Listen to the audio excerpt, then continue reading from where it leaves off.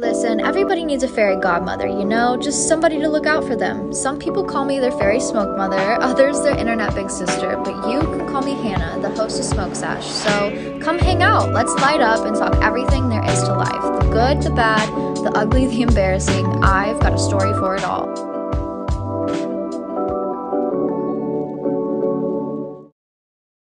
Hello, hotties, and welcome back to another episode of Smoke Sesh. My name is Hannah, your host, and I am, pretty excited to be here. I have a big week coming up. It's going to be so much fun, but also, not going to lie if I say I haven't been going through a lot.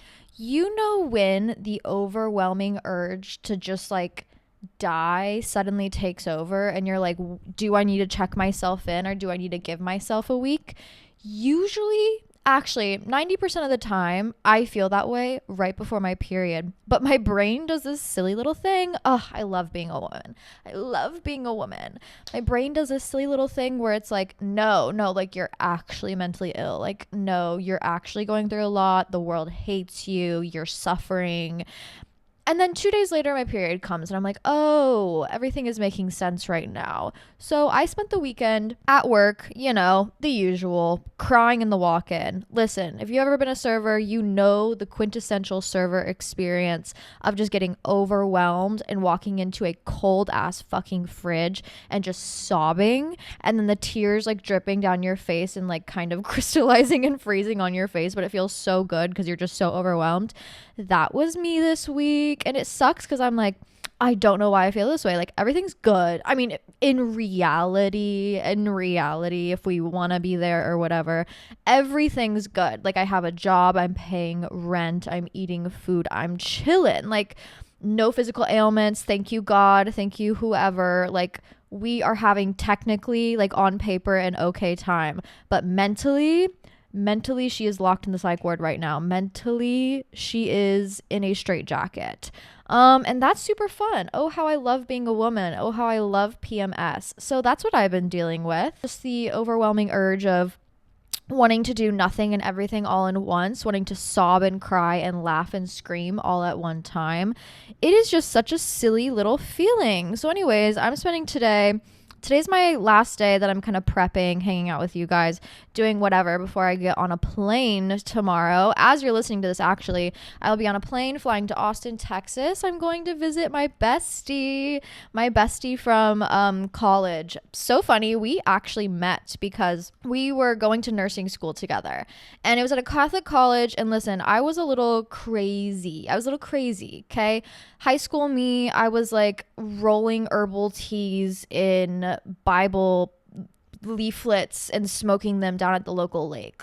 I was ripping off all my nails, cutting bangs at home, quintessential indie sleaze, Tumblr brain rotted teenager. Do you know what I mean? I hate everybody. That kind of vibe. Then I went to Catholic school and I was like, ooh, we gotta change that real fucking quick or else you're just not gonna fit in here. You know what I mean?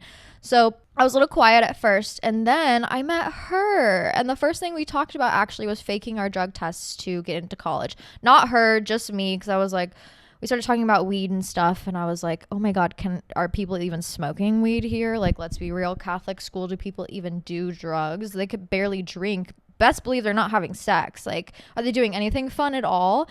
And she was immediately my best friend after I was like, yeah, I had to fake my drug test. She's like, girl, I think I love you. And we got in various forms of trouble, such as her smoking out the entire 8th floor of our dorm room. Last time I hung out with her, actually went to go visit her, I got so incredibly drunk at a hotel pool that I fell asleep at 5 p.m. No bikini bottoms on, just bikini top in the hotel bed with a robe wrapped around my head. I fell asleep 5 p.m. My poor boyfriend's sitting here at home well, I hope she's alive. I rise up out of bed so fucking dehydrated. Where am I? What's going on? Why is it dark out? Oh my God. It was insane. It was also for her birthday, so of course you're gonna go a little crazy. This weekend, I think the vibes are rest, relaxation, healing. We're gonna go swimming in some creeks. We're gonna go playing in some waterfalls. We're going to have some fresh pressed juices, okay? We are on our healing, relaxing kind of vibe this weekend. I booked us like a salt room that we're going to go sit in for an hour and just meditate and chill.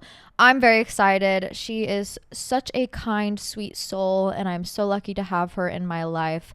And yeah, I haven't seen her since she left KC. She was travel nursing here for a while and then left to go to Austin and has been there since. So, of course, I had to book a flight. It was time for a trip. I needed to escape a little bit. I've been working so hard, and you know what? I am deserving of a little getaway every once in a while. And people who are like, oh my God, you go on so many getaways. I feel like I don't. I feel like I travel, I don't know, often enough that it breaks up life pretty nicely. But I think people are like, oh my God, you travel so much.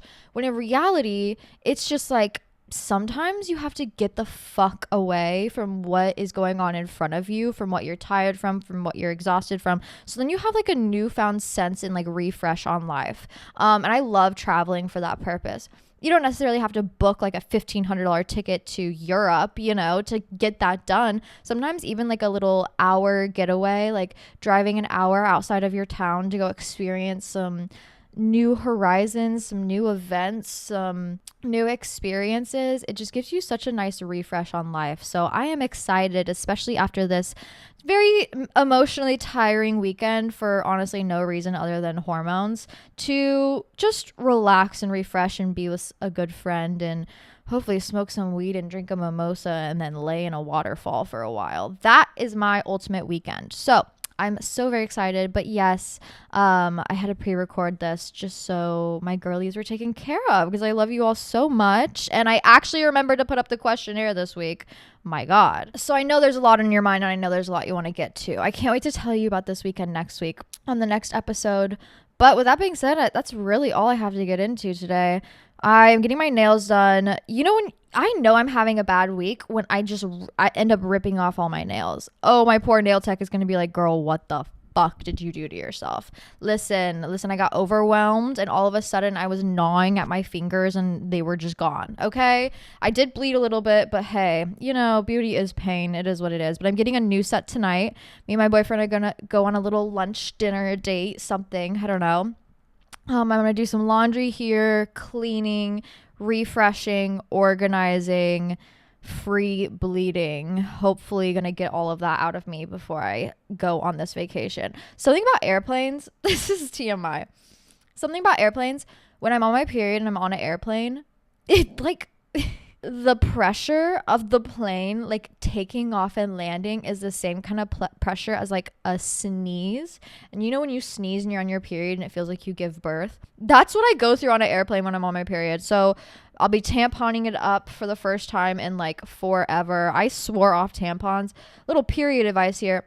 If you have cramps, your tampons are making it worse. If you have cramps and something is inserted inside you, pressing up against your cervix that is already hurting, it's going to make it worse. Okay? Listen, I was all through high school. I mean, usually just do whatever your mom did. My mom always used tampons. Like, of course I was using tampons, but I would get these cramps where it was debilitating, like on the verge of passing out, face going white, like about to knock over in the middle of the classroom 2 p.m. on a Wednesday, you know, like craziness. It was because my period was fairly new. Let's be real. The cramps are pretty incredibly powerful at the beginning, but also it was because I was using tampons were causing me to cramp so bad. I don't know if it's like the bleached cotton and the chemicals in it that my body does not react well to, or the fact that something is simply sitting inside me pressing against something that already hurts. But I have found that if you have bad cramps, if you feel like your periods last too long, usually it's because of the tampons, the Diva cups, whatever it is. It's withholding your body from doing what it actually needs to do. And the best thing that I have ever done for myself, like as a woman, when it comes to like women's health, well, A, have a good doctor. I think that's important all around. But B, allowing your body to do what the fuck it needs to do. Your body knows what's going on more than you could ever imagine. Like your body as a woman knows what's happening. It knows knows what cycle to go through, how to have your period, how to get it done. I mean, of course, sometimes hormone dysregulation causes it to be unstable, a little bit too much. I get it. I hear you. But also, I feel like when you get in the way of your body doing its normal function, it's going to fight back. It's going to fight back. Your cramps are going to be worse. You're going to be more moody. You're going to have a harder time. Your period's going to last longer. When I just stopped and just let my body do whatever the fuck it wanted to do, I had such a better time. And I actually stopped using tampons because of my IUD. I feel like this is weird.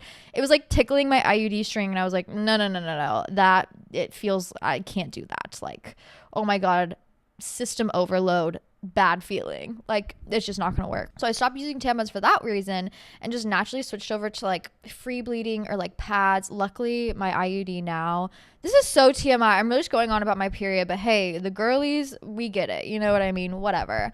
I felt like when I just used a pad or let myself free bleed, and before you come for me for free bleeding, men are probably listening to this like, that's fucking disgusting. Bitch, you're a pussy. And if you bled out of your dick once a month for 5 days, you be bleeding all over the fucking place. Men are nasty, okay? Women can just live. Let women live. Let women be, period. But I'm not just like snail trailing it around, like dripping blood all over the fucking place. Ugh. Let's be real. Like, of course, I'm like, it's just sitting at home in a pair of like old underwear. It's chill. I'm not just like dropping chunks on the ground. Like, I'm not just like, giving birth all over the place. I love free bleeding though. Put a little towel down, get a little warm compress going, maybe a little lavender aromatic, and best believe you're gonna have the best period experience ever. Cramps, minimal, okay? Hormones, emotions, that's a whole different thing. We're processing that, but overall, like, body feeling and the length of my period and just how my body process it is so much smoother when I started listening to my body and listening to what it liked and stopped like trying to hide it or succumb it with tampons, with diva cups, with whatever it is. When I stopped trying to stop it and like force myself to like forget my period is happening, and I started just allowing my body to be a body and to have those functions normally. Oh my God, period experience, the best. Once again, minus the hormones and wanting to DIE, it's pretty good overall. So shout out to my boyfriend for letting me free bleed in his boxers. I feel like that's just girlfriend territory. Like, what's yours is mine. Thank you, babe. But yeah, overall, I just need to get through this period so then I can just go run around and be the little forest fairy that I deserve to be this week. Anyways, with that being said, wish me luck on my flight. Hopefully it goes good. And I will fill you guys in on what I do this week in Austin next week. But if you want to see what I'm up to, the Instagram story is probably where it's going to be. You can follow me there at Hannah Marlene. And yeah, it's enough period talk. Sorry about that. But let's get into all of your guys' questions. Someone asked your opinions on drug testing for jobs.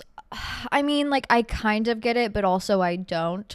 When it's profiling like weed, I'm like, girl, let's be fucking real. That is not the biggest problem you can have. But if it's like you're using industrial equipment and they want to know if you're on heroin or not, like, I get it. If you're like a nursing student, you know, they want to know if you're maybe using vibes. Like, I totally understand. It is pretty invasive, I'm not gonna lie, but I understand the checks and balances that it withholds.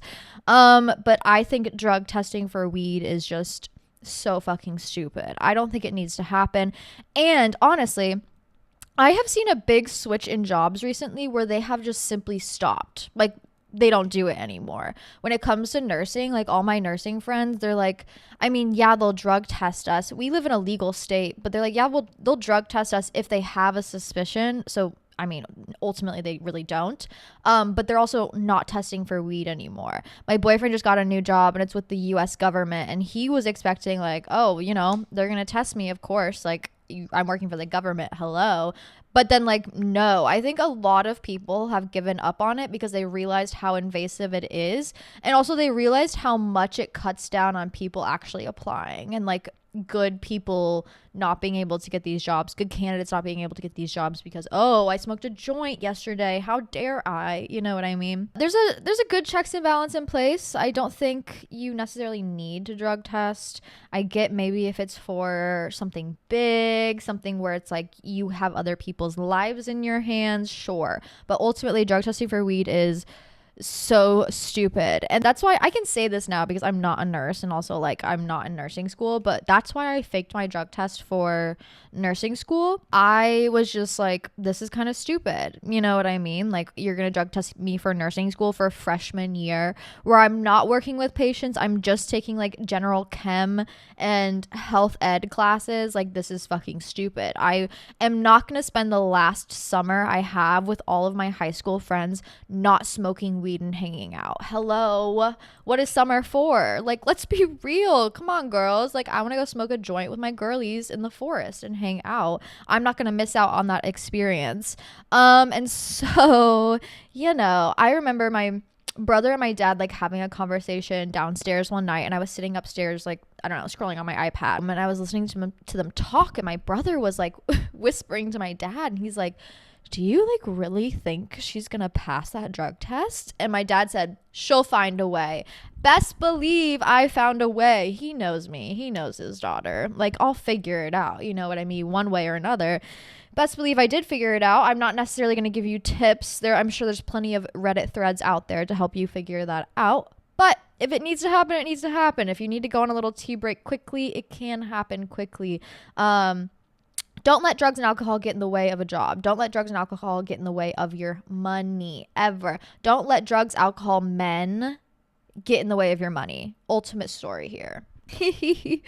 Someone said my situationship got mad at me for doing single shit even though I'm single. That's why situationships don't work, because like you're both technically kind of in love with each other, or like one person is more in love with the other person than the other. Because listen, if you're fucking on a daily basis, you're gonna have love for one another. Sorry, I don't make the rules here. Like, it is just general human chemistry that when you make love, it's literally called making love for a reason. You're going to feel those emotions. You're gonna feel that attachment.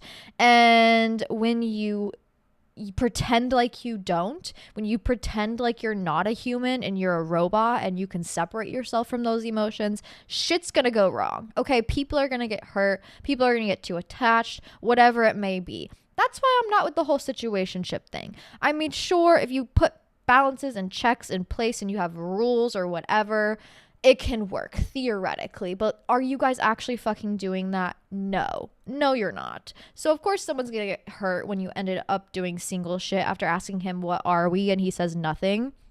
Don't get hurt, get even. You know what I mean? That's my motto. You know, don't get jealous, get even.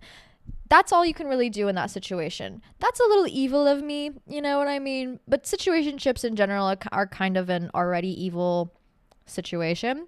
So I say if he's mad, he should have wiped you up. If he's mad that you're out doing single shit, he should have said, no, I'm in love with you, like a real man would. So I don't think you're necessarily in the wrong here. How to fight the urge to not become a feral rat again. So like crash out. Oof. I miss my crash out phases. I do. There's something so like cathartic about being a teenager and just like, I don't want to, like screaming and then running out and then being dramatic and like putting your headphones in and like running away and then coming back later and like sobbing in the shower and then like texting somebody something crazy. Like, I miss when I was emotionally unstable. It made things so much more interesting.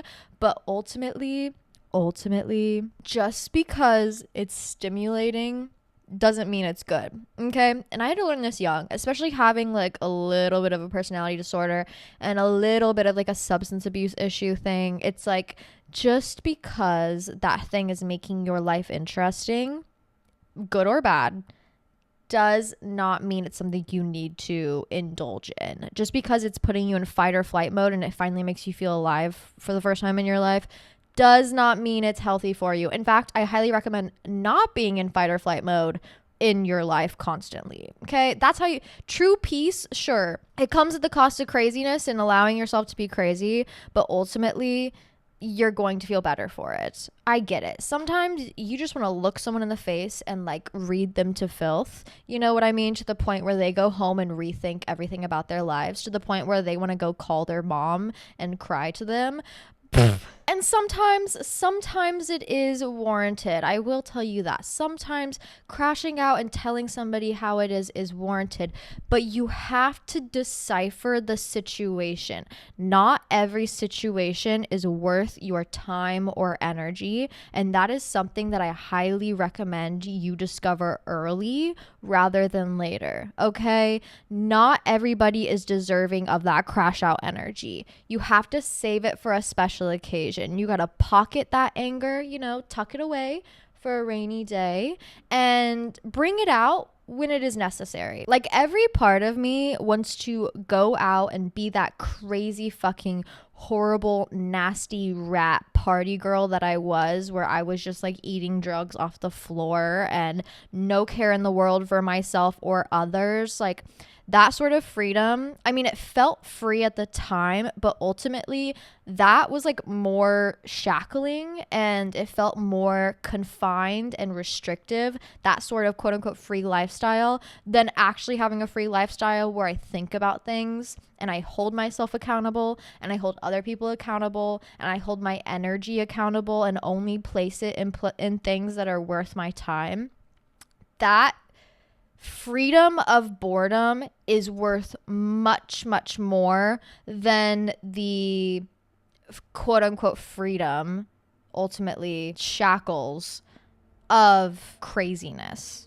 You know, I used to think the crazier I was, the freer I was. The more I said what's on my mind, the less I was confined by social values. The more I did not give a fuck, the more I was kind of, you know, not being a part of the system and actually being a real human being. But in reality, I was just being an asshole and I was being selfish and I was living in a state of mind that was so anxiety inducing because I didn't know whether to fight or flight in any single moment given.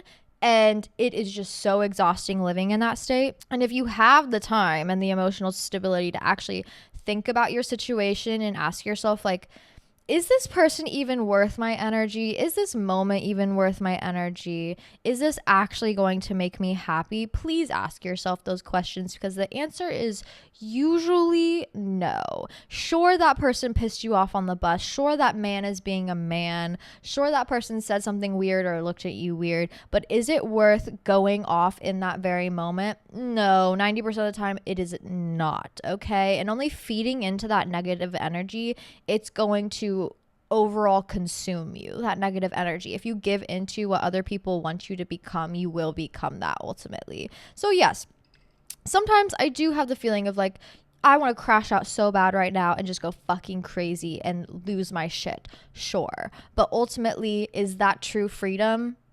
No, it's not. You're confining yourself to the life of anxiety and evil. And that's not a life that you should live.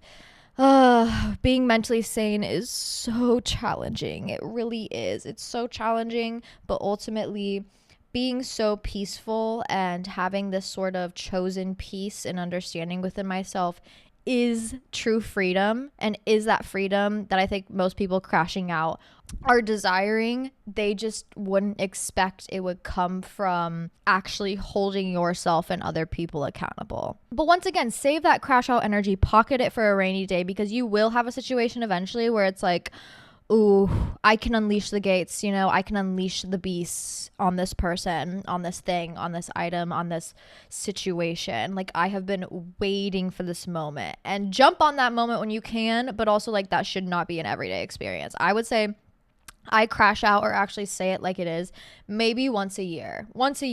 And it's well worth it holding that and saving it for that moment.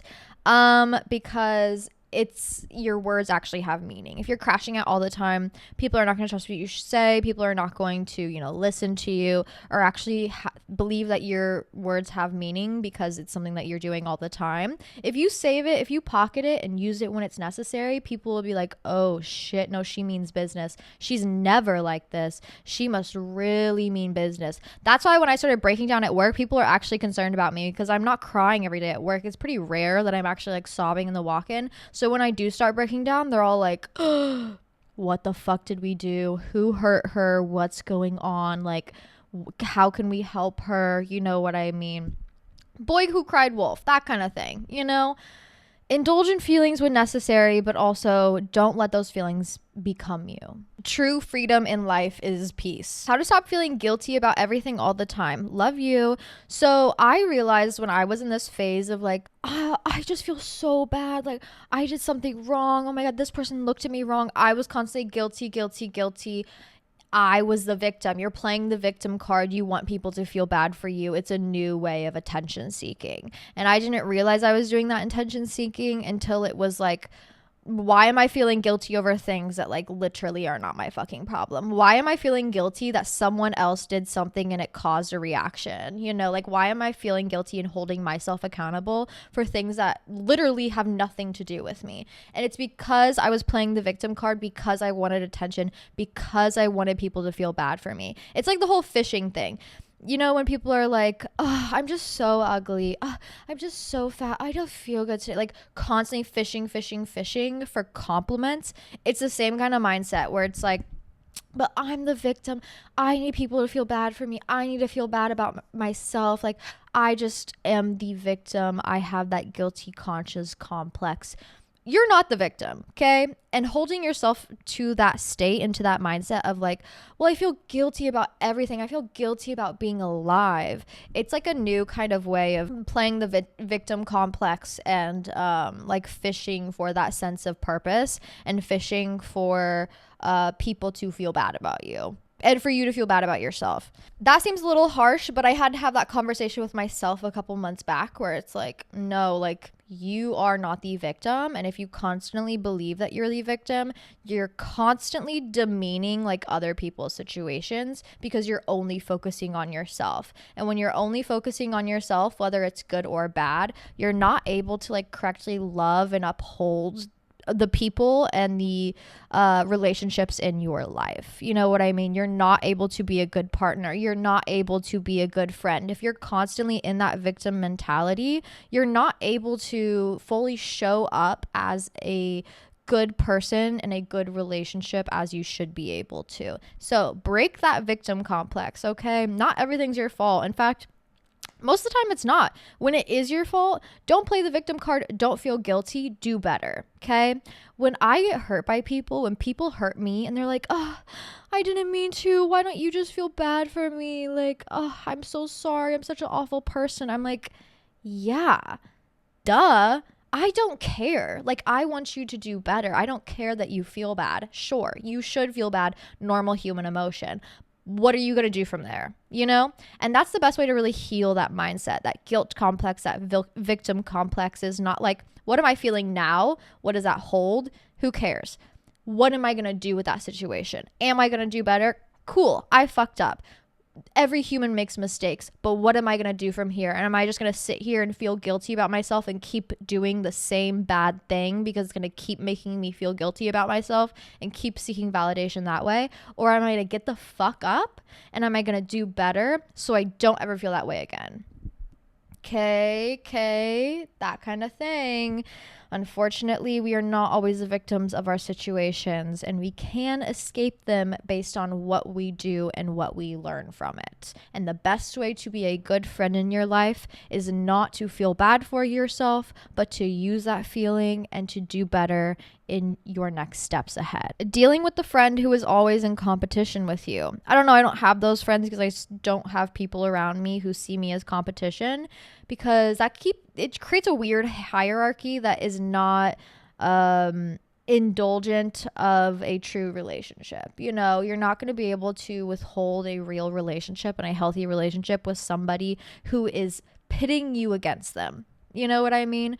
I don't know if you're in competition with them or if they're in competition with you, but if you find yourself in a situation where maybe like you and your friend are butting heads a little bit too much, maybe you're a little too in competition with each other, you're a little too snarky, you know, you're just getting overwhelmed and a little bit tired with each other, I think it's okay and very healthy to like take a step away from that relationship for a second and to like take a week break. You will come back to it with refreshed and renewed perspective, but also like I don't hold friends around me who are in competition with me because I don't like that dynamic. I don't want to be in competition, especially with other women. You know, when society is constantly pitting us up against each other, the best thing that we can do woman to woman is to not indulge in that competition ever. This is so funny. How to make sure you eat well during college living in a flat.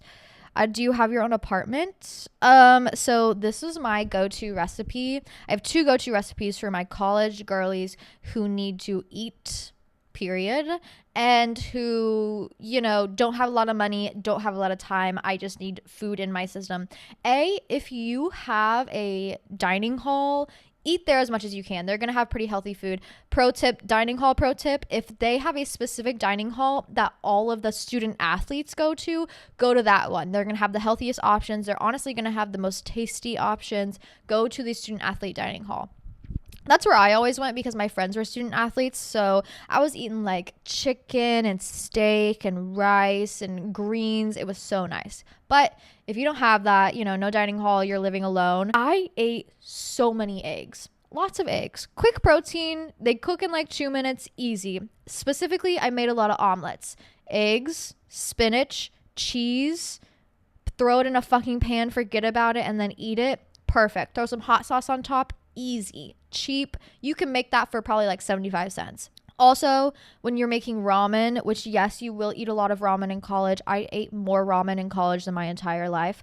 I would, you know, boil the noodles in the water, put seasoning packet in the water. And then, you know how you do like egg drop soup where you mix in eggs with the soup? I would do that with like 2 eggs in my ramen. So I was getting extra protein. Throw some cheese on top. Consider that protein. You're good to go. Last but not least, if you need something a little bit sweeter, oatmeal. Cheapest thing you can probably make as like a breakfast or dessert item in college. Get a cheap ass bag of brown sugar. Get a giant container of steel cut oats. All you need is water, oats, a little brown sugar. All of a sudden you have a healthy breakfast, a healthy dessert. Throw some apples on top if you're feeling fucking crazy. Oh my God, delicious. Those are the meals that I ate the most in college. I also ate a lot of rice. I don't know if you have a rice cooker. Eggs and rice, very simple. You can get a bag of frozen veggies and take leftover rice and stir fry them together with eggs. Very simple, healthy meals. 3 items or less. That's the way you want to cook in college. How to get my hot girl confidence back on a new college campus. You have a new start. You have a fresh start. I know it feels like there's a lot of eyes on you because you have a lot of eyes on other people because it's a new situation. So, of course, you're taking in the situation a little bit more than you would usually do so. Thus, you feel like you're observing a lot outwards. So you feel like you're observing a lot inwards as well. In reality, everybody in college is way too focused on themselves in that very moment. The same way you're a little too focused on yourself, everybody else is also feeling that same way. So step away from that feeling and find balance and peace and understanding that everybody is feeling that, you know, overseeing eye, that pressure, and take this moment to really become that hot girl that you've always wanted to be. I love a new situation. I love a new start because it's an opportunity for you to like step into that person. You know, oh, you want to be the hot, sexy girl on campus wearing mini skirts and high heels to class? You can be her. You just have to choose to show up like that. Oh, you want to be the hot girl on campus that goes to the gym every day after school? You can be her. The matter of fact is, you just have to show up to the gym every day. You know what I mean? Oh, you want to look a certain way? Cool. Start dressing that way. Oh, you want to be that hot girl that socializes? Get out of your comfort zone and go say hi. The only person standing in the way of who you want to be and who you will become is you. So ask yourself, new beginnings, new start. Let's make up this like version of ourselves and who we want to be and what is she? What does she do? What does she eat? What does she look like? And then step into her. Use those ideals as like steps you can take to becoming her. Don't know what to do with your day? Cool. Look at that idealized version of yourself, become her. Do those things. The things that she would do, all of a sudden you're doing. I wanted to be a Pilates girl my whole life. Oh, I wanted to be at Pilates classes. Now I was like, you know what? Fuck it. I'll sign up for a Pilates class. Now I cannot go a week without doing Pilates. I'm about to go to Austin, Texas. I have class pass. I'm like, girl, you want to go to a class with me? You know what I mean? It feels so good to idealize a version of yourself in your head and then become her. It is so powerful to understand that you can become whoever you want to be. You just got to show up and do the thing. Doing the thing is going to be the hardest task. But if you can get over that hump and that fear of simply doing the thing, everybody feels that fear. Everybody's going to have that fear. Are you going to let that fear stand in the way of your dream life, of your dream person, of your dream self? No, don't let fear control you. Don't let, anxiety control you. Step into that person. You'll feel so much better, so much confident about yourself. I am so sorry, my Patreon girlies. I forgot to upload the journal prompts for the weekend, but I will be uploading them today along with my Monday manifestations. And the journal prompts that I have for this week on Patreon, patreon.com/smokesashshotty, are specifically about new beginnings and creating that idealized version of yourself, creating that dream girl, and kind of mapping it out. I also think this is a great time to do these journal prompts, especially because today is a new moon and a lot of manifesting can be done on a new moon. I think it's really healthy to do manifesting on a new moon, especially in this time where, September and like the beginning of fall really brings a lot of like sense of beginnings and endings, and that can feel really confusing, especially when you don't know where to go. So I love having journal prompts and like organized ways of thought to process those feelings and those emotions into a healthy way, and to process them into a healthy beginning, but ultimately the fear and anxiety that is holding you back is holding everybody back. That person that you think is so cool and so hot, wow, I can't believe she does all those things, she's not letting fear and anxiety control her. That's the only thing that's stopping you. Don't let it control you. Don't let fear and anxiety run your life. Show up and live your life. Don't stand in the way of your dream life, okay? Love you. Someone said, I want to go on antidepressants, but worried about how it could affect my creativity. Illy. So I felt that way at first about like getting help and seeking help because I was a creative person, and I felt like I was in a pretty good creative flow at the time, but my outside world was pretty chaotic as well as my inside world. And I was like, but I can't go on antidepressants. What if I lose my spark? Bitch, your spark being not leaving bed for 48 hours and not showering and developing pressure ulcers from not leaving bed and laying horizontal all day. Your spark of sleeping for 72 hours. Your spark of hating yourself and everybody else around you. Like what? What spark, babe? That's not a spark.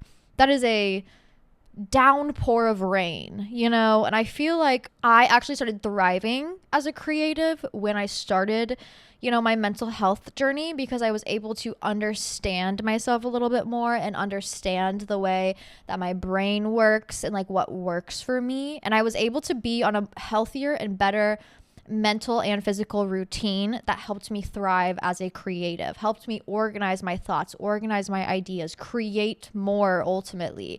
So if you're creative and you're like, but my spark, babe, depression is not a spark, okay? Mental illness is not some fun, cutesy little handbag that you get to carry around and it makes you special. It's ultimately a demise that a lot of people face. And if you are lucky enough to seek help and to have the privilege of getting medication and getting help and becoming a better person, take that opportunity. Take that opportunity immediately. Someone asked, why do I like toxic men? This is a good one. I mean, it could stem from what you saw in childhood. I do think a lot of the toxicity that we fall into, especially when it comes to interpersonal relationships, they mimic very highly what you experience as a child. So if you had parents that were in a unhealthy, loveless marriage and that's all you saw and that's what you grew up thinking love was, even in the back of your head, you knew it wasn't. If that's what you saw, that is probably what you might seek in the future. So it could be that, or B, and I think I see a lot of women falling into this narrative, and I have been a victim of this as well, where it's like if I don't like myself, how can I trust somebody who likes me? You know what I mean? So I would only fall for men who like basically were toxic and fucking hated me because I thought that's all I deserved. Oh, well, I don't like myself and I'm ugly and blah, blah, blah. Self-demeaning, self-demeaning, self-demeaning, you know? And if I truly believe that about myself, why would I believe that I'm deserving of a good person? You know, why would I believe that I'm deserving of somebody who truly likes me? You know, why would I be attracted to somebody who likes me when I'm like the worst thing I could possibly think of? Do you see how that mindset is very terrible and has women falling in traps? Okay, the best thing that you can do to find a good relationship is to love yourself and to fully love yourself and to understand that you are deserving of good love. And yes, you're hot and you're sexy and you deserve to be worshipped as so. Okay, let me repeat that. You are hot and sexy and you deserve love. You deserve kindness. I declared pretty early on into dating my boyfriend, which was helpful in reframing like how I brought men into my life, which was I never want to have an angry man in my house ever again. My house being my personal space wherever the fuck I am.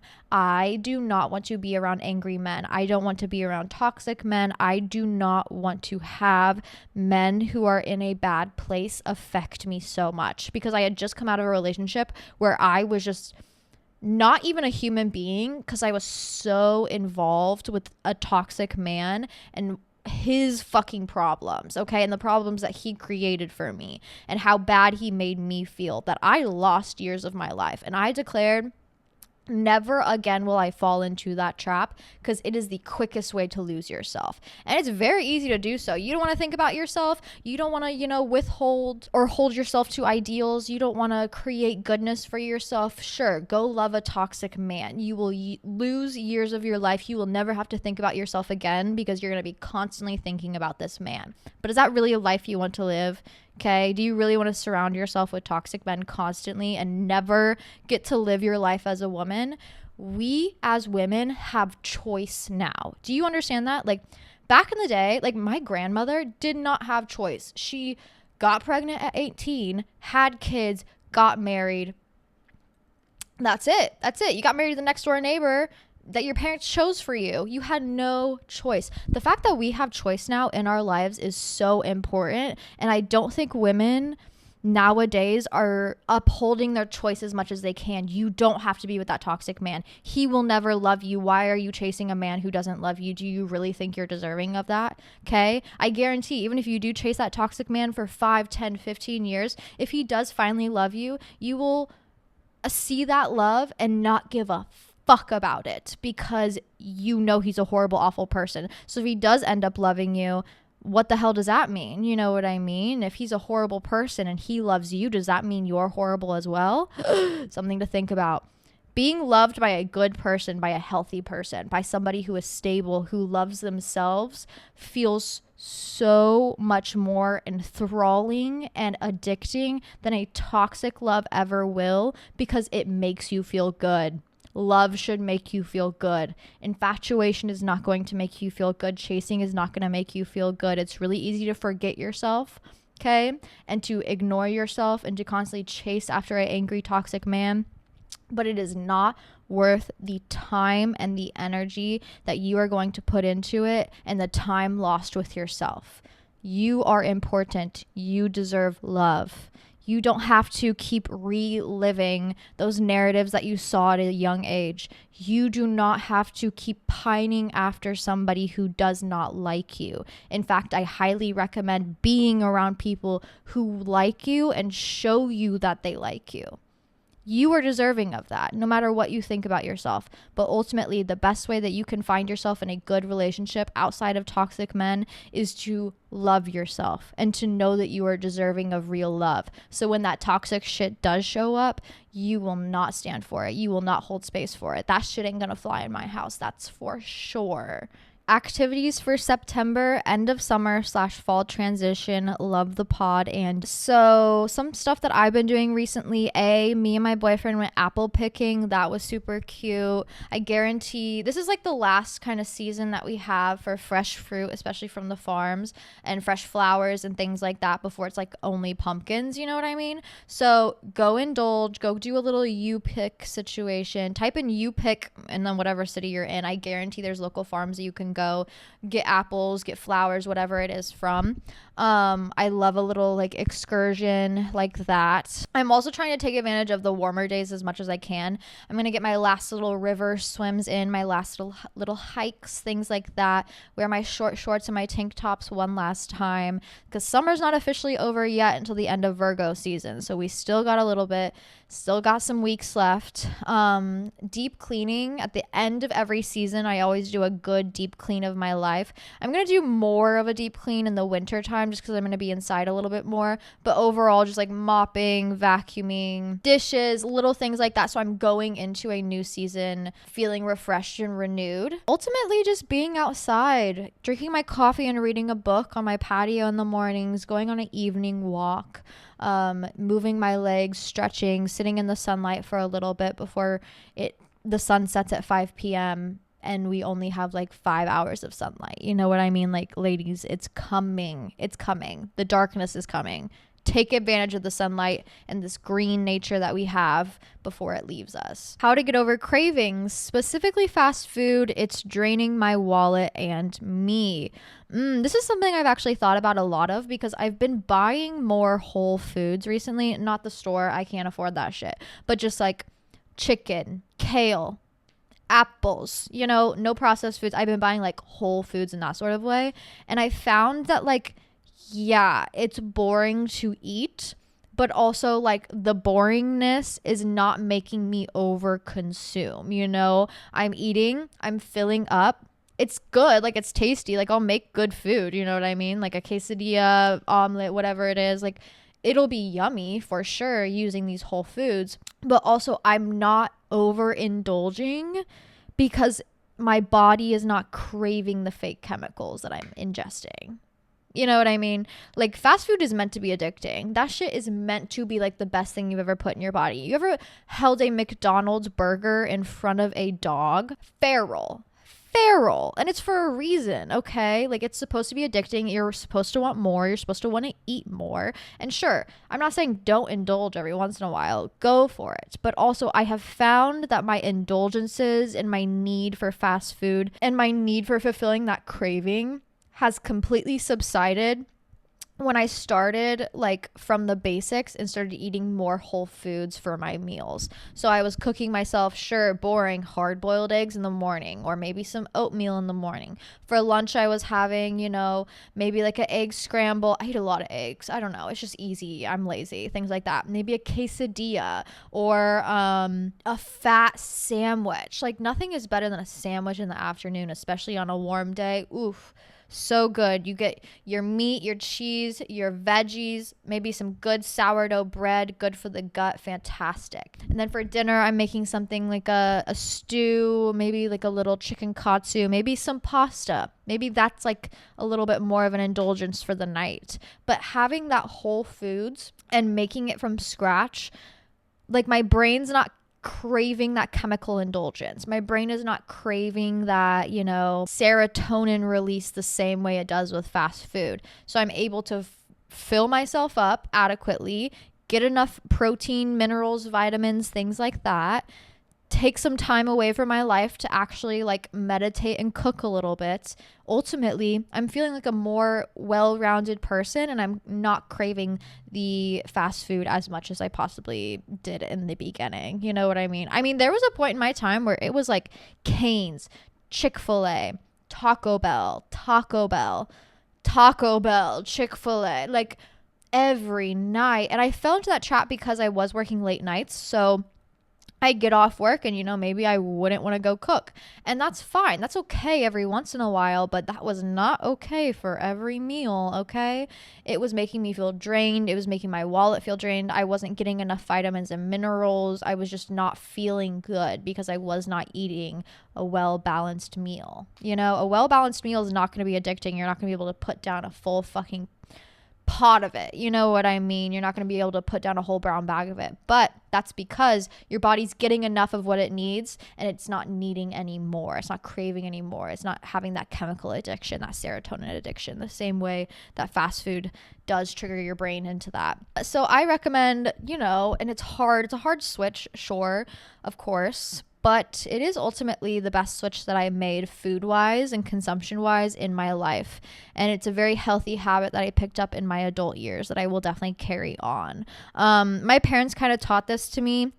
We never went out to eat. Like, the only time I went out to eat was maybe to McDonald's once a year. That's it. If my parents were like, it was a late night, we're driving home, it's 10 p.m. after a long soccer game, my parents would go, yeah, we're going to the family restaurant. And I'm like, oh, what family restaurant? Like, oh my God, we never get to go out. All of a sudden we're pulling into the driveway. Like, that was my kind of going out to eat. We always went home. We always made something from home. And it was never like interesting or indulgent. It was always like chicken breast, veggies, rice, simple, balanced, but also it was good for my brain to see and understand and process. So I did understand like what it took to have a healthy routine, to have a money saving routine when it comes to cooking, to eat enough protein, to eat enough vegetables, eat enough grains, carbs, things like that, without constantly going out and serotonin indulging, because it's so easy, especially when you feel bad. I fall into this problem where it's like, oh, I feel bad about myself, let me eat a good fucking fat ass greasy burger. And I get that sometimes that's exactly what you need. No hate, but that can't be an every night situation. You got to find balance in it. I think the 80-20 rule is something that's pretty easy to follow, especially for everybody, where it's like 80% healthy, 20% indulgences, 20% quote unquote unhealthy, whatever you want to categorize it as. But following that rule really helped me balance things out and understand like choosing the moments where I did want to indulge instead of just using every day as an indulgence, and really thinking about them and processing them differently, holding myself to that standard. So I had to really think about, oh, do I really want this, or is it just easier to go home and cook a quesadilla and not spend $40?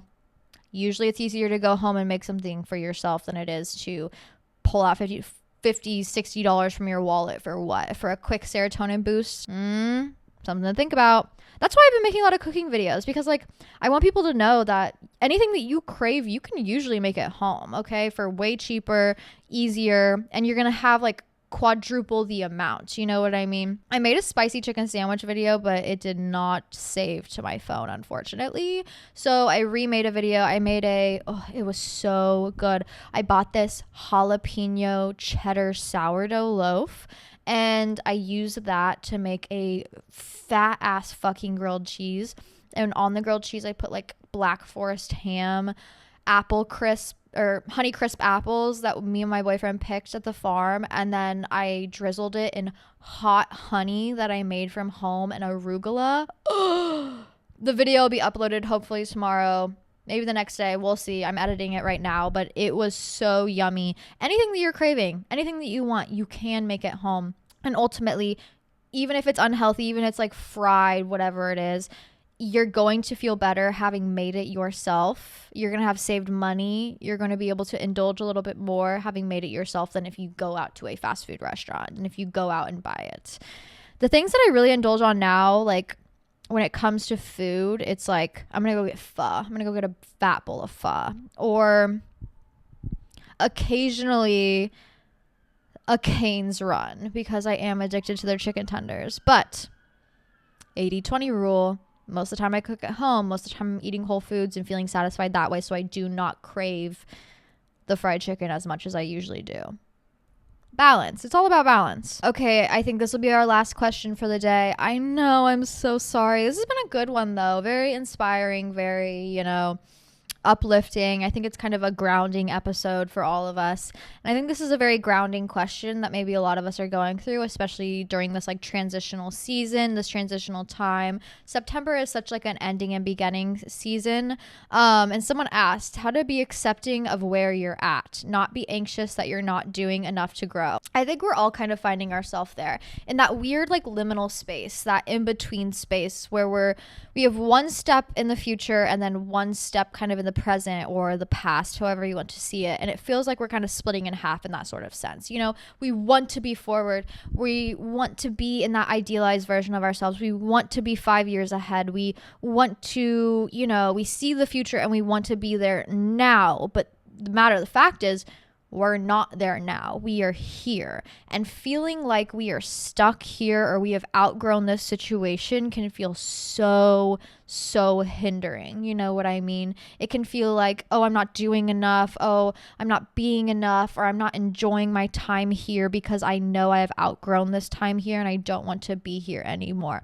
That is valid. The way you are feeling is valid. When you find yourself in a situation that you know you have outgrown and you're feeling tired of it, you know, you're wanting to move forward, you know you've outgrown this situation, that is okay. But the best way to find yourself in a situation that you've outgrown and be able to grow from it successfully is to have gratitude for where you are now. You can be somewhere that you don't want to be and understand that it is still serving you. Do you know what I mean? Like, sure, I'm working a dead-end restaurant job. I don't want to be working in a restaurant. I don't want to be bartending anymore. I want to be fast forward in the future doing a different job. I want to be that girl, but ultimately I'm not there yet. It's going to take time. It's going to take understanding. It's going to take work. But I'm here and I find myself here. And if I sit here and I think, oh, I've outgrown this place, I don't want to be here. Like, this sucks. This is awful. Like, I hate this. I don't want to be here. I'm ready to move forward. This isn't serving me, blah, blah, blah. And you only have negative. You are ultimately closing the gate between you and where you want to be. When you are not holding gratitude for where you want to be, you are becoming the rock, the branch, the whole fucking tree in the middle of the river blocking the flow, okay? When you are not holding gratitude for where you are, the universe is not going to bless you by helping you move forward. You are ultimately standing in the way of your future self. When you're in a place and you know you have come to the end of the road, as one might say, it's time to, find the new flow towards the new path. If you do not hold gratitude for where you are now, you are not going to ever get there, okay? You're going to be constantly stuck here because you're going to be constantly stuck on the negative. You can be somewhere and understand it's not where you want to be and still be like, but it's providing for me. I have a stable job. I'm able to pay rent. It's not the worst thing that's ever happened. Like, everybody's fairly nice to me. Sure, I have to deal with rude customers every once in a while, but thus is life when involving yourself with people. Like, ultimately, if you look at the big picture, sure, I've outgrown this place. I'm feeling a little tired of it. I'm ready to move forward. But that does not mean that the situation you're in is negative in any sort of way. It's still providing for me. I'm thankful for what it's providing for me. I'm thankful for the stability it is bringing. I am thankful for, being able to work a job and now go on a trip and visit my friend. I'm thankful for being able to have a savings account. I'm thankful for being able to get out and socialize, to work in a place that has good food and good people. I am thankful for, this little apartment that I'm in and being here. And I know one day I am going to be 10, 15 years ahead, looking back on this moment, wishing I would have appreciated it more. That's one thing I've learned, especially having, some years in my past and looking back. I was in a lot of situations that I was not appreciative of in that moment. And looking back, all I think about is, I wish I would have had more gratitude for that time because I didn't realize how fast it was going to go. I didn't realize how much my life was going to change so quickly. And I wish, even though I was kind of miserable in that moment, whatever it is, I wish I would have paused and taken that kind of liminal space that you're in, that before the jump kind of area that you're in, to rest and to relax and to give thanks to the universe for providing me what it did, okay? Before you time warp and jump into that next version of yourself, which is going to be fast paced and quick and overwhelming. Take the time where you are now, even if you are feeling drained and over it and ready to grow. Take that time, that liminal time in between, to give thanks for where you are, to appreciate where you are, and to take it all in, to take that time to relax, to take that time to live in the routine and appreciate the routine for what it is. If you learn to have gratitude for where you are, no matter how you feel, that is the best way to keep that river flowing. That is the best way to keep that positive energy moving and to ultimately time warp and jump you into the best possible situation, to get that future version of you here quickly. Not by sitting here being like, this sucks, I hate this, I'm so over it, I've outgrown this, blah, blah, blah. That's going to keep you stuck there because you're stuck in that negative cycle. You're stuck in that hatred. You're stuck in that disdain for where you are. That's not going to help you grow. But if you understand, hey, I'm in a place that, you know, it served me and I'm thankful for that, but also I am ready to change and grow into a new person. Thank you, universe, for providing me for the stability, for giving me this moment for where I am now, for appreciating, you know, this situation for what it is. I'm going to be able to flow easily into that next version of myself more than if I fought it. Do you see where I'm coming from? Are my words making any sort of sense? Like, I look back on like 20-year-old me, just moved out, no furniture, just a TV, eating ramen noodles, watching Sex in the City on the floor in my underwear. And it's like, in that moment, I was like kind of sobbing to myself, like, I don't have anything, blah, blah, blah, whatever it is. But now looking back, I'm like, oh, that was such a special moment. Like, I had just done a big thing. I just moved. Sure, I didn't have everything that I wanted, but like, that was such a big girl moment. That was such a adult moment in my life. And sure, in that moment, it was a different feeling. But looking back, I wish I would have had more gratuity for where I was and appreciated the situation more for what it was. Because time moves so fucking fast, and all of a sudden you have more responsibilities, you have more things you need to pay for, you have more things you need to do, and you look back on those moments and really wish you would have appreciated the time that where you were, instead of trying to rush the time quickly into the next situation. When you rush things, the process doesn't go as smooth as you would have thought. When you don't have gratitude for where you are, the river's not going to flow as smooth as what you would have thought. The best way to kind of time warp and time jump into that best possible version of yourself, that idealized version of yourself, the future that you want to live in now, is to appreciate the now, because it's going to be gone in an instant. Do you know what I mean? So it's hard, especially when you've outgrown things. It's okay to sit here and be like, you know what? This is not serving me anymore. But also, there are benefits to see and appreciate from this moment. There are things to take in from this moment. Let me look around at my situation right now, take it all in, because one day I am going to be living that big dream life, and I'm going to look back and wish I would have taken that moment to give thanks, to have gratitude before time warping into the next best version of myself. So don't rush yourself. It's a process, you know what I mean? And it's okay to be tired of where you are or feeling like you need to change. That's good. A lot of people don't feel that way. A lot of people don't want to change or want things to change. They don't want better for themselves. So appreciate yourself for wanting better and wanting to do better and holding yourself to those standards and holding the people around you to those standards. But also, this moment and this time did serve you, and it did serve you well.